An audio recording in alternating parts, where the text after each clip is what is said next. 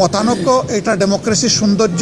ফেব্রুয়ারিতে নির্বাচন আপনারা আমরা দেশবাসী সবাই দেখতে চাই ইনশাআল্লাহ। বিএনপি তারাও চূড়ান্ত তালিকা প্রকাশ করেনি। ফ্যাসিবাদী শাসনের পর বাংলাদেশ মুক্ত হয়েছে।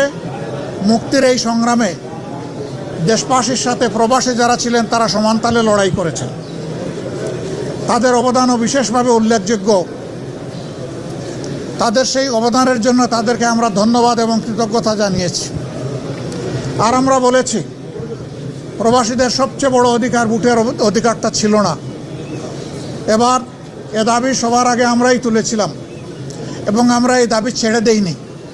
আমরা এই দাবি নিয়ে প্রধান উপদেষ্টা, নির্বাচন কমিশন সহ গুরুত্বপূর্ণ সকল জায়গায় প্রবাসীদের হয়ে কথা বলেছি। আমরা সরকার এবং নির্বাচন কমিশনকে ধন্যবাদ জানাই। এই প্রথমবারের মতো ব্যাপক ভিত্তিক বিদেশিদেরকে ভোটার তালিকায় যারা প্রবাসী আমাদের তাদেরকে সম্পৃক্ত করার তারা উদ্যোগ নিয়েছেন, কিন্তু সেখানে কিছু সমস্যা রয়ে গিয়েছে। অক্টোবরের 30 তারিখ পর্যন্ত সময় বেঁধে দেওয়া হয়েছিল। এই সময়ের ভিতরে যে সফটওয়্যার এখানে ইনস্টল করা হয়েছে এটা ফাংশন করে নাই প্রপারলি, যার কারণে আগ্রহ থাকা সত্ত্বেও, চেষ্টা থাকা সত্ত্বেও অনেকেই কিন্তু ভোটার হতে পারেননি।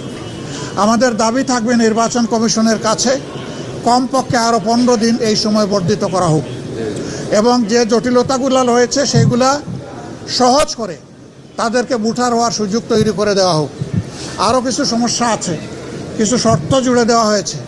আমরা বলবো, একজন নাগরিকের প্রমাণের জন্য তার আইডি কার্ড, ন্যাশনাল আইডি যথেষ্ট। তার পাশাপাশি যদি তার একটা পাসপোর্ট থাকে, ভ্যালিড পাসপোর্ট, তাহলে আর কিছুরই প্রয়োজন হয় না। সেখানে কোথায় কারেন্টের বিলকে দিল, পানির বিলকে দিল কি দিল না, হোল্ডিং ট্যাক্স দিল না, অনেকের 10-20 বছর ধরে দেশের বাইরে আছে, তারা এগুলো ব্যবহারও করে না, বিলও দেয় না, বিল দেওয়ার প্রয়োজনও হয় না। সেগুলোও শর্ত জুড়ে দেওয়া হয়েছে। আমরা এগুলাকে সহজ করার জন্য আহ্বান জানাবো। এর পাশাপাশি আরেকটা মেসেজ আমরা তাদেরকে দিয়েছি, তাদের দায়িত্ব শুধু দেশকে দেওয়া নয়, দেশের দায়িত্ব তাদেরকে সম্মান দেওয়া এবং মিলেমিশে দেশে প্রবাসে নিবাসে যারা আছেন আমরা সবাই মিলে সবগুলো হাত একত্রিত করে সবগুলা মেধাকে এক কেন্দ্রে এনে আমরা আমাদের দেশকে নিয়ে ইনশাআল্লাহ আগামীতে সামনে আগাতে চাই। এই জন্য আমরা বলেছি, জাতীয় সংসদ সহ সরকার পরিচালনা এবং দেশ গঠনের সর্বক্ষেত্রে প্রপোর্শনেট হারেই প্রবাসীরা ইনশাআল্লাহ তারা সেখানে অংশগ্রহণ করবেন, তাদের সেই জায়গাটা নিশ্চিত করা হবে ইনশাআল্লাহ। বিএনপি তারাও চূড়ান্ত তালিকা প্রকাশ করেনি। আমি দেখেছি 237টা আসনে তারা তালিকা প্রকাশ করেছেন, আবার প্রশ্নোত্তরে বলেছেন এটি চূড়ান্ত নয়, এর মধ্যেও পরিবর্তন আসতে পারে। আমরা কিন্তু 1 বছর আগেই প্রায় এই তালিকা বিভিন্নভাবে আঞ্চলিকভাবে আমরা এটা জানিয়ে দিয়েছি। চূড়ান্ত তালিকাটা সময় মতো আমরা ইনশাল্লাহ কেন্দ্রের পক্ষ থেকে ঘোষণা করব। তবে যেহেতু আমরা একা ইলেকশন করব না, আরও অনেকে আমরা ধারণ করব, দেশ এবং জাতির স্বার্থে সব দিক বিবেচনা করেই চূড়ান্তভাবে যথাসময় ইনশাল্লাহ আমরা প্রার্থী ঘোষণা করব। আমাদের মধ্যে মতানৈক্য হোক, তবে দোয়া করেন মত বিরোধ যেন না হয়। মতের ভিন্নতা থাকবে, এটাই গণতন্ত্রের সৌন্দর্য। সব দল তো এক দল নয়, সবগুলা দল ভিন্ন ভিন্ন, তাদের দৃষ্টিভঙ্গিতেও কিছু পার্থক্য থাকবে, এটাই স্বাভাবিক।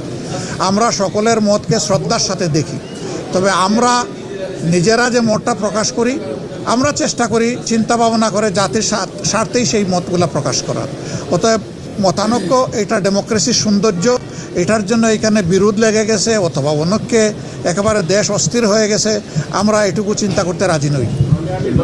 না, ওনারা বেঁধে দেয়নি, আমি এটাও শুনেছি ভালো করে। ওনারা অনুরোধ করেছে যে 1 সপ্তাহ সময়ের ভিতরে রাজনৈতিক দলগুলো বসে যদি একটা কনসেনসাসে পৌঁছতে পারে সরকারের জন্য এটা ভালো।